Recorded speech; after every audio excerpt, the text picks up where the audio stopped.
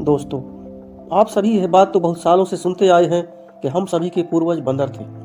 इस वीडियो में जानेंगे कि कौन सी वानर प्रजाति इंसान बनी और साथ ये भी जानेंगे कि आने वाले भविष्य में इंसान के शरीर में क्या बदलाव हो सकते हैं। तो बने रहिए हमारे साथ वीडियो को बिना स्किप किए अंत तक। तो जानते हैं हम बंदर से इंसान कैसे बने और कैसा होगा भविष्य में इंसान। बात करते हैं सैकड़ों करोड़ों साल पहले एक ऐसे जीव की। यह एक ऐसे विशालकाय जीवों की प्रजाति थी जिसके आगे सभी प्राणी कमजोर थे और उस दौर में उसी खतरनाक जीव का ही एक छत्र राज हुआ करता था, जिन पर की कई फिल्में भी आपने देखा होगा। आज से करोड़ों साल पहले डायनासोर ने पूरी धरती पर कब्जा कर रखा था।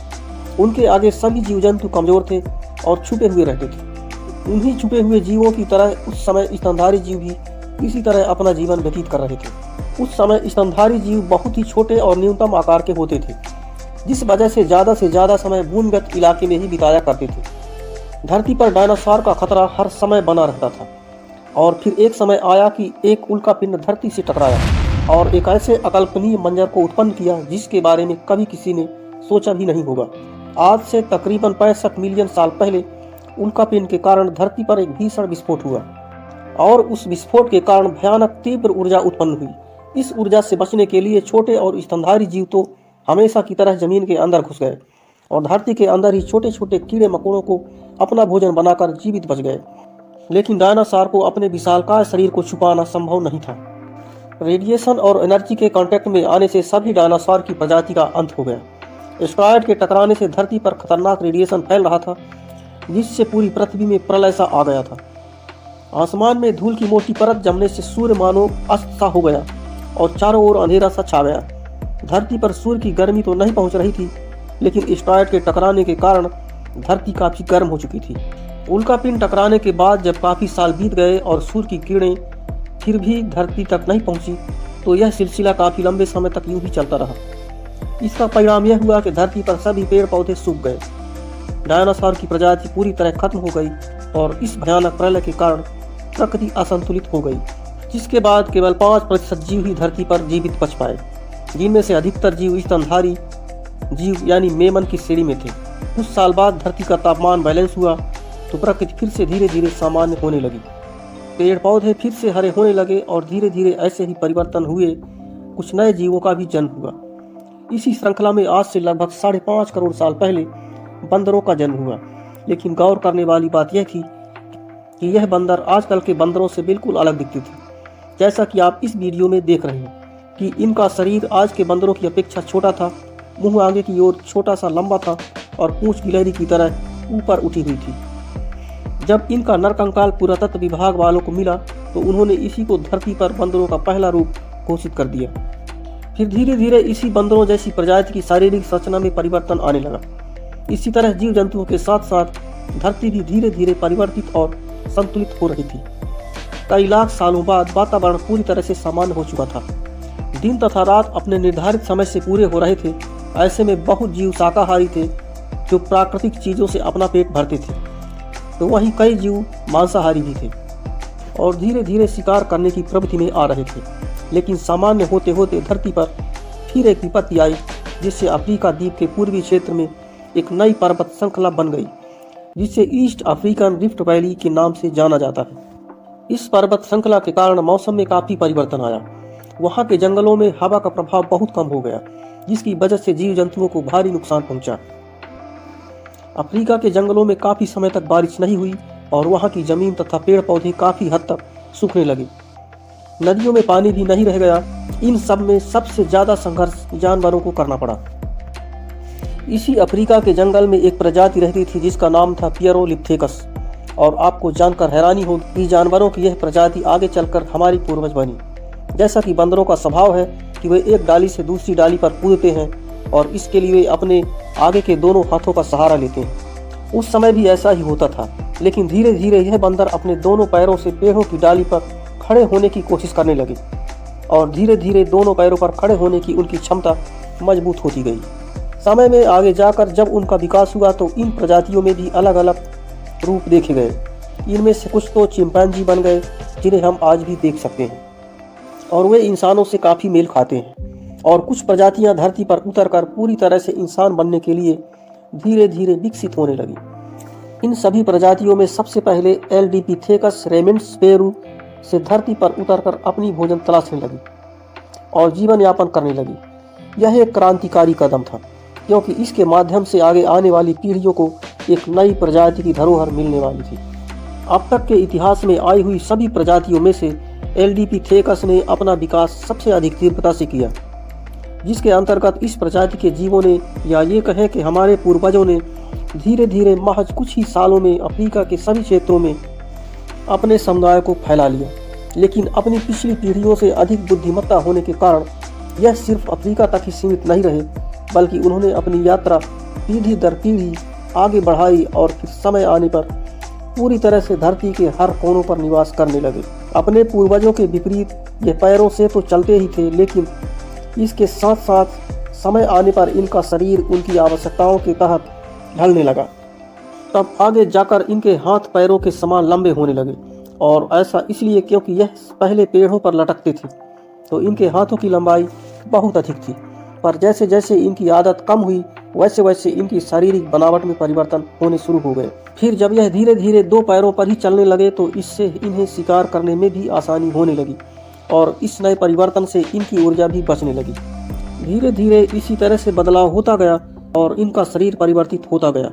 इनके हाथ पैरों की अपेक्षा छोटे होने लगे और इनके सिर की बनावट भी पहले की अपेक्षा बदलने लगी। इनकी खोपड़ी पहले के आकार में छोटी थी, जो धीरे धीरे बड़ी होने लगी क्योंकि इनकी बुद्धिमत्ता बढ़ रही थी। ऐसे में माना जाता है कि होमो हैबिलिस ही हमारे पूर्वज थे।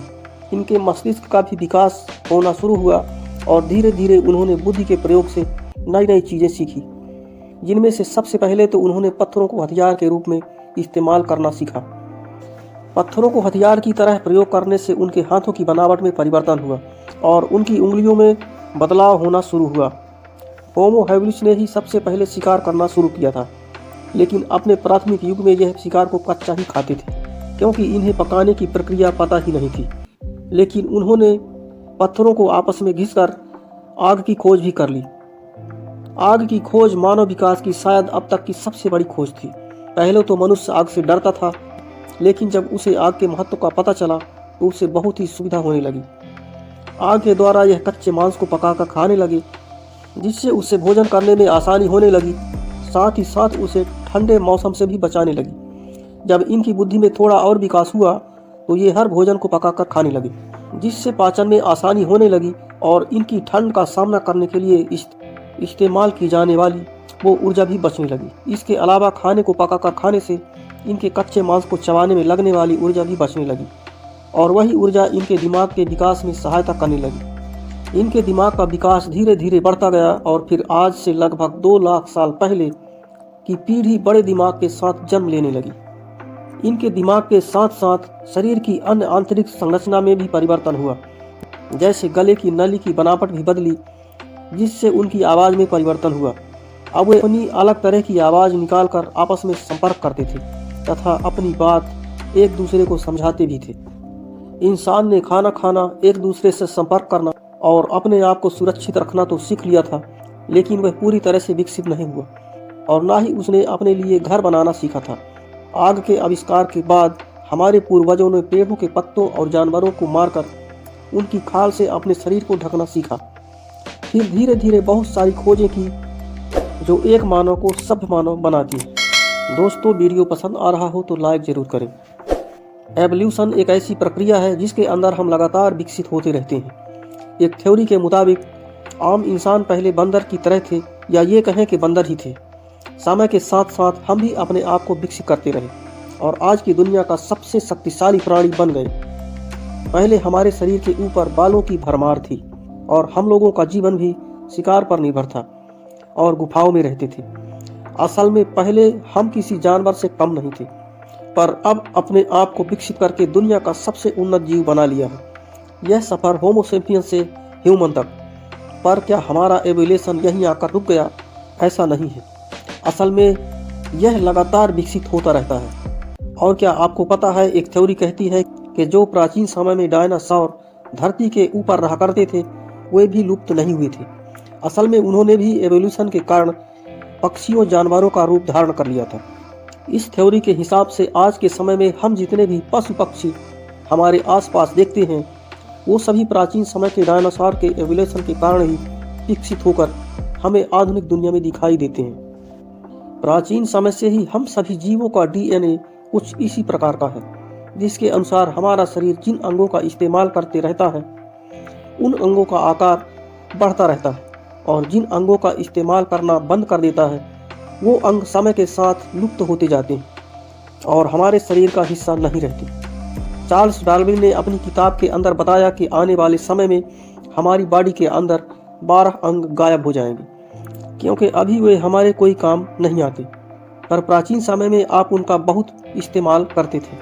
पर अब हमारे शरीर के अंदर काफ़ी समय से बेजान पड़े हुए हैं। वह हमारे शरीर का हिस्सा तो हैं, पर अभी उनका कोई काम नहीं है। इसलिए आने वाले समय में ये 12 अंग हमारे शरीर से गायब हो जाएंगे। तो चलिए चार्ल्स डार्विन की किताब के अंदर से कुछ अंगों के बारे में जानते हैं जो आने वाले समय में हमारी बॉडी का हिस्सा नहीं रहेंगे। Number 1, tailbone. क्या आपको पता है पुराने ज़माने में हमारी पूंछ हुआ करती थी, पर अब एवोल्यूशन के कारण खत्म हो चुकी है। सिर्फ एक छोटा बॉडी पार्ट बचा हुआ है जिसे हम टेलबोन कहते हैं। असल में यह टेलबोन आने वाले समय में हमारे शरीर का हिस्सा नहीं रहेगा, जिसकी वजह से हमारा शरीर काफ़ी लचीला हो जाएगा। अगर आपको शायद नहीं पता हो तो जब हम पेट के बल गिरते हैं तो इसी टेलबोन की वजह से हमें दर्द महसूस होता है, और जब ये गायब हो जाएगा तो हमें यह दर्द भी नहीं होगा। तो हमारा शरीर और ज़्यादा फुर्तीला और फ्लेक्सिबल हो जाएगा। और क्या आपको पता है आने वाले समय के अंदर हमारी बॉडी में मौजूद सभी तरह के बाल गायब हो जाएंगे, बस हमारी आईब्रो और दाढ़ी बची रहेगी, क्योंकि आईब्रो पसीने से आंखों की रक्षा करती है और दाढ़ी चेहरे के टेम्परेचर को मेंटेन करने में सहायता करती है। टेलबोन हेयर के साथ साथ हमारे पैरों की 5 उंगलियां और अपेंडिक्स जो हमारे शरीर के अंदर होती है गायब हो जाएगी। और क्या आपको पता है कि हमारे कान पूरी तरह से गोल हो जाएंगे। आने वाले समय में हमारे ब्रेन का आकार बहुत ज़्यादा बढ़ जाएगा और इसी के साथ साथ हमारी बुद्धि भी लाखों गुना बढ़ जाएगी। दोस्तों, आप क्या सोचते हैं, नई नई तकनीकी और खोजों के कारण इंसान का दिमाग ज़्यादा विकसित हुआ है कि नहीं? कमेंट जरूर करें। एक एलियन विचारकों की थ्योरी ये कहती है कि इस समय जो हम एलियंस की तस्वीर देखते हैं वो असल में भविष्य के इंसान हैं, जिन्होंने अपने उन्नत टेक्नोलॉजी के दम पर टाइम मशीन को विकसित कर लिया है और वह अपने पास्ट को देखने के लिए आते रहते हैं। ये थ्योरी ज़्यादा इंटरेस्टिंग इसलिए भी है क्योंकि एलियंस का बॉडी स्ट्रक्चर बिल्कुल हमारी तरह होता है, बस उनका सर और हाइट थोड़ी छोटी होती है। और चार्ल्स डार्विन के अनुसार हमारा शरीर समय के साथ छोटा होता जाएगा, इसलिए यह थ्योरी और भी ज़्यादा इंटरेस्टिंग है और इस थ्योरी में बहुत दम है। इस प्रकार एवोल्यूशन हमेशा होता रहता है और भविष्य में जाकर सब कुछ बदल जाएगा। हमारे आसपास जितने भी जानवर मौजूद हैं एवोल्यूशन के कारण विकसित होकर दूसरे जानवरों की शक्ल ले लेंगे और अंत में जाकर यह बात बिल्कुल सटीक साबित होगी कि बदलाव ही प्रकृति का नियम है। दोस्तों, उम्मीद है कि वीडियो पसंद जरूर आया होगा। अगर अभी तक आपने हमारे चैनल को सब्सक्राइब नहीं किया तो सब्सक्राइब कर लें, बेल को प्रेस करके ऑल पर कर दें ताकि जब भी कोई नया वीडियो अपलोड हो उसका नोटिफिकेशन आप तक पहुंच सके।